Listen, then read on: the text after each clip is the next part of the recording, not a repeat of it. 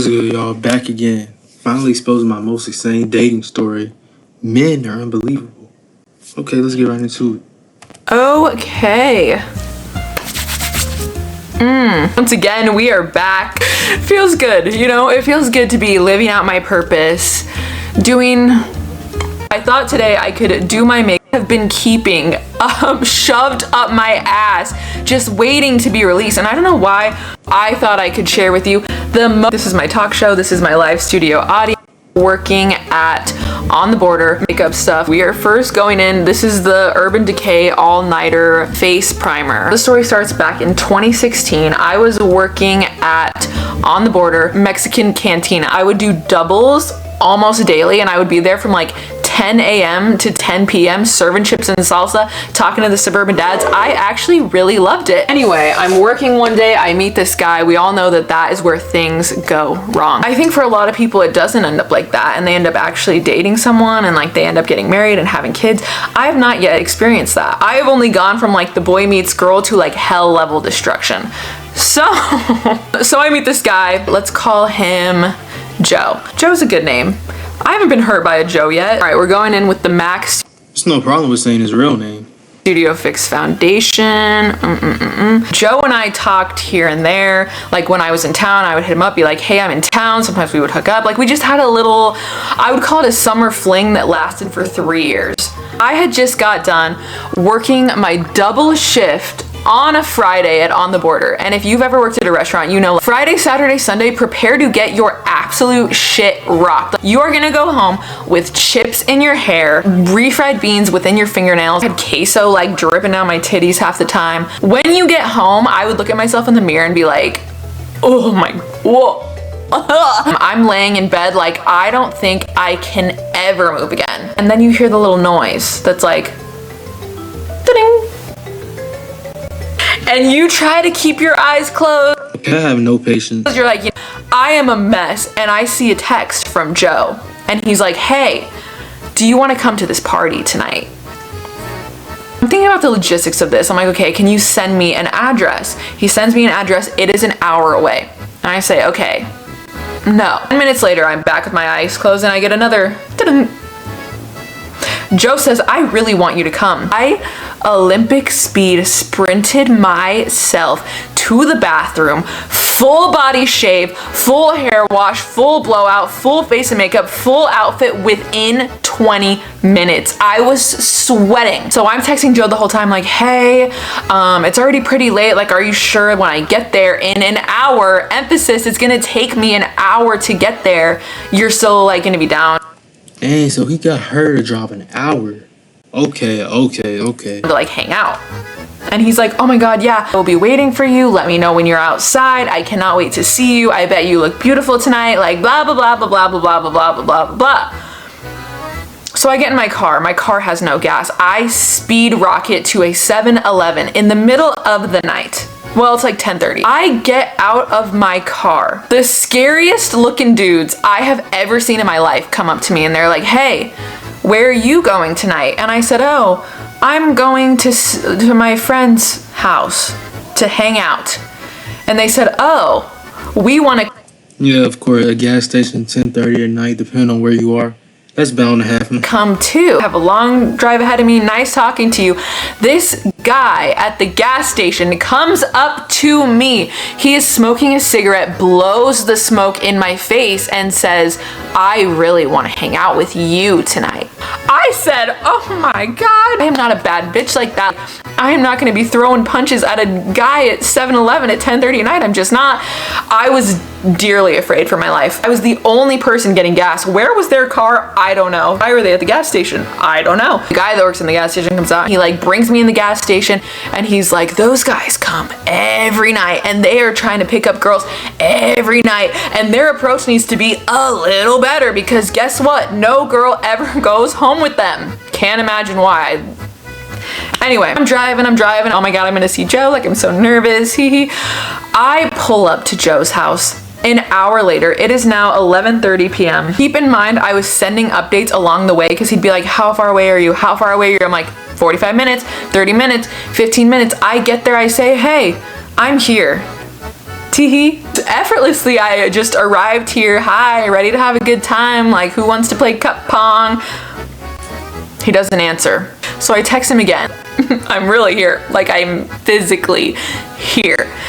Doesn't answer. I called him. No one answers. I'm like, okay, maybe he doesn't have his phone. I'll wait for 5 minutes. I am sitting out there. Keep in mind, it is December in Colorado. It is freezing. I waited my ass there for 30 minutes. At around midnight, I'm like, all right, I really have to pee. Bad. Aggressively, my legs are shaking. My stomach feels like it's gonna fall out. He begs her to come and then has her waiting outside? Wait outside? Really? What? Of my body. I looked up the nearest gas station, and to my surprise, most gas stations in Colorado close around midnight. And it is now midnight 30 because I've been waiting an hour for Joe to let me into his friend's sketchy house. I desperately am going to piss myself. I have to make the executive decision that I need to get out of the car in a random park and go piss in a tree by myself. It is snowing outside. It is midnight 30. Then, after Oh, she drove 1 hour in the snow. Driving back in the snow, I'd be mad. Like, you really just made me drive back? physically pissed in a public park. My dignity is already gone. It is time for me to go home. Get home an hour later. I don't even think I was furious. I think I was just in disbelief of the series of events of like me laying in my bed with chips in my hair to going to a... So he called you over. You didn't do anything? You're going back. She called him over and he never answered and she just went back. Not mad. I would have been mad. She probably was mad, but hey. Full body shaved, almost getting killed at the gas station, to driving Joe's house for him to not then open the door. I was just in disbelief. I had no other emotion than disbelief. So it is the next day, 5 p.m. 5 p.m. He texts me and says, "Oh, I'm so sorry, I fell asleep."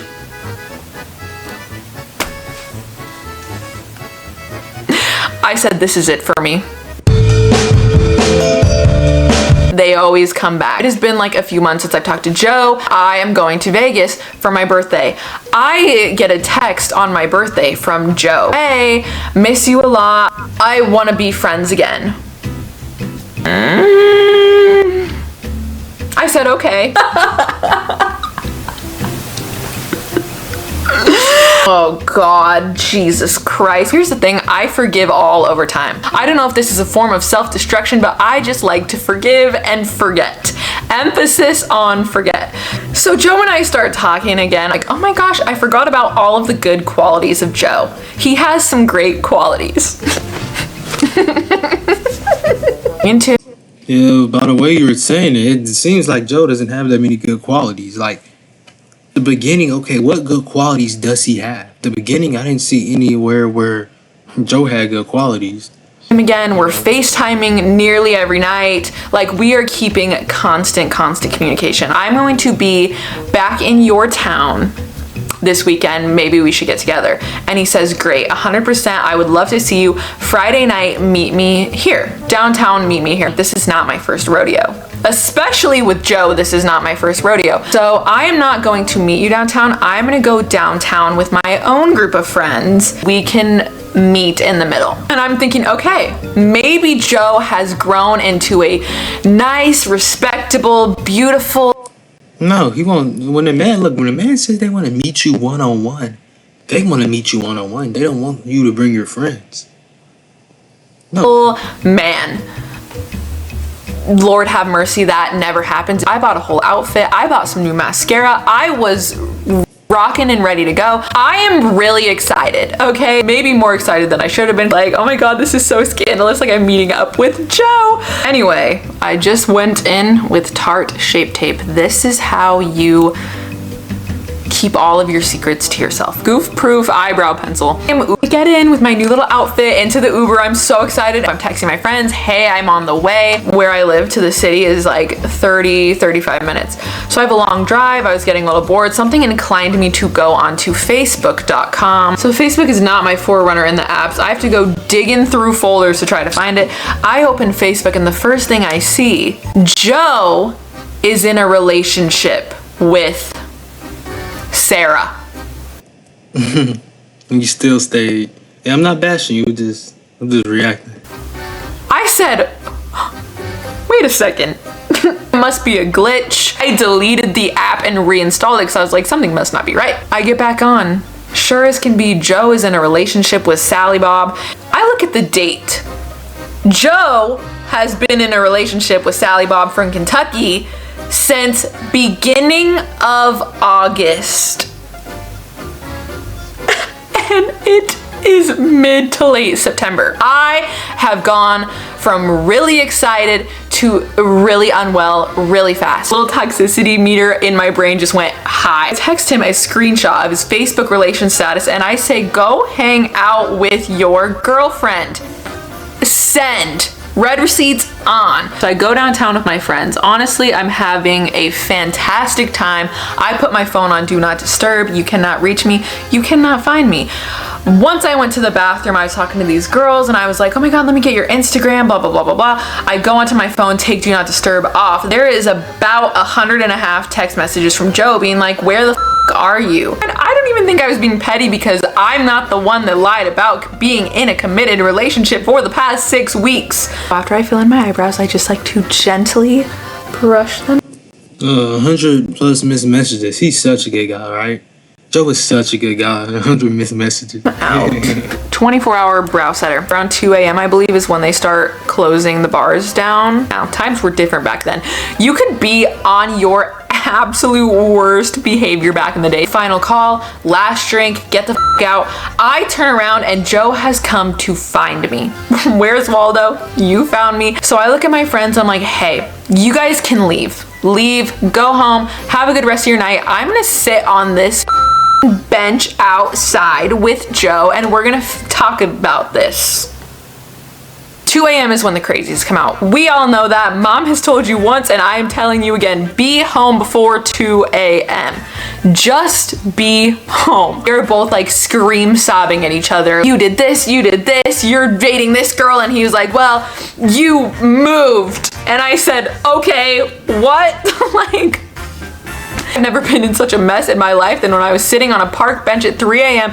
downtown Denver, nearly blackout drunk in the snow, scream crying with this guy who has been dating this girl for the past month and didn't want to mention it to me at all. Then as it always does, it went from scream mess to emotional mess where we are both confessing our love for each other and he's basically saying like, I'm going to break up with my girlfriend for you. Ladies, if a man ever says that, one, don't with a guy with a girlfriend. If a guy has a girlfriend, you are not in their DMs. Ever. I don't care if you think you're soulmates. I don't think you care if he's dating the wrong girl. If he Yeah, crazy. He has a But she hasn't mentioned one good trait that Joe has. Public girlfriend that he is expressing to the world, this is my girlfriend. He is off limits. That is what I've now learned. Now granted, that has always been my philosophy, but I didn't know he had a girlfriend. So there was a little teensy bit of a miscommunication there. Me now would judge myself heavily. Me at the time was naive and quite honestly stupid. I get all flustered and I'm like, you're gonna break up with your girlfriend for me? Like, that is so romantic. Like, oh, romance. Stupid. I'm not stupid, but that was a stupid moment. After a very long emotional night on the literal street corner, not only were there men trying to sell me drugs, there were men thinking that I was there to sell them drugs. I was like, listen, Joe, I'm trying to sleep tonight. This is the Naked 3 palette. I love this color. Oh, and I check on Instagram. I was blocked. I was blocked from Instagram. I was blocked from Facebook. I was blocked from Venmo. I was blocked from the phone number. Venmo, dang. You don't want no money, bro? I even tried to email this bitch and I was blocked. So I told Dad you're not gonna answer. Gosh, sorry. I keep getting phone calls from my parents. I'm flying to Colorado tomorrow, so I'm correlating. Ooh, I'm so excited. Oh, where did I leave off? Oh yeah, me being blocked.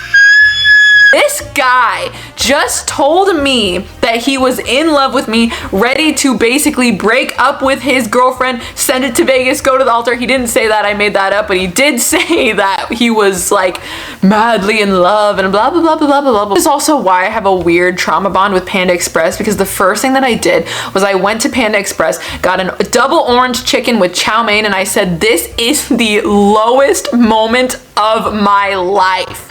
This is the lowest moment of my life. Now, how it's kind of a big deal the first time you post your significant other on your Instagram feed, because that makes it very official, very exclusive, like we're dating, this is my girl, this is my guy.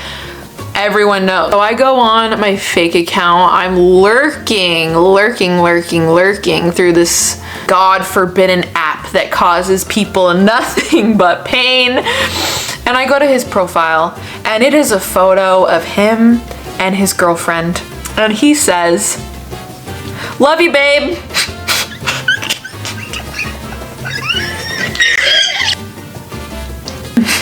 Men are despicable. I, more than anything, feel so incredibly awful for this other girl, because I'm like, your boyfriend, one, sucks. I get it, I get the charm, I get the appeal, I've been there too. You made it further than I did. You must be a champion. Little did she know her boyfriend was up to some tomfoolery in the alley, telling some other girl that he was in love with her. Like, imagine. And that is the day that I realized men are despicable creatures. Not all of them, but a lot of them.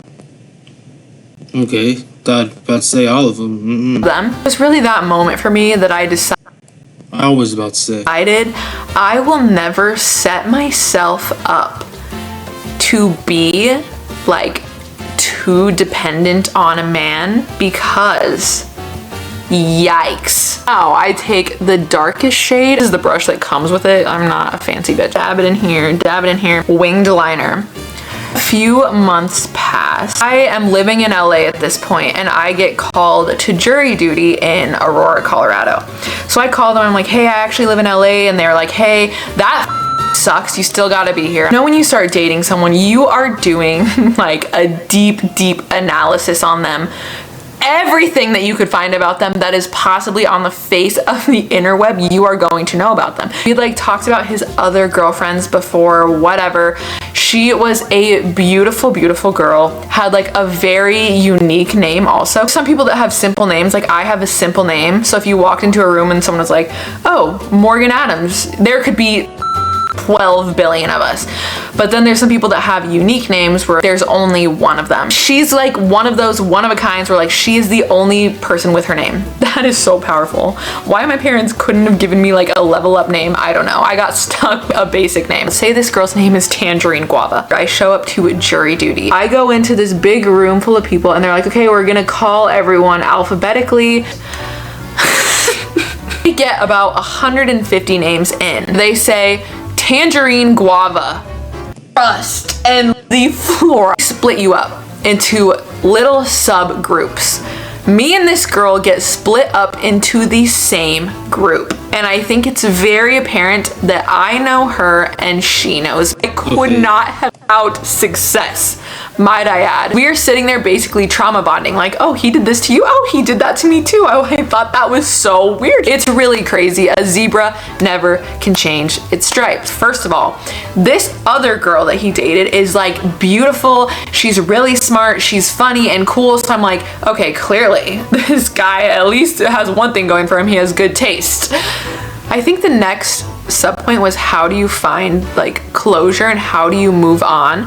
That was the moment for me that I found peace. Okay, clearly this guy just cannot get it together. I have now found my peace and I have found my healing. At the time when you're going through either a friendship breakup or you need little things. Learned a few times to stop unfollowing people, but I wish there was like a solid piece of advice of, oh, this is how you move on. You need to find something.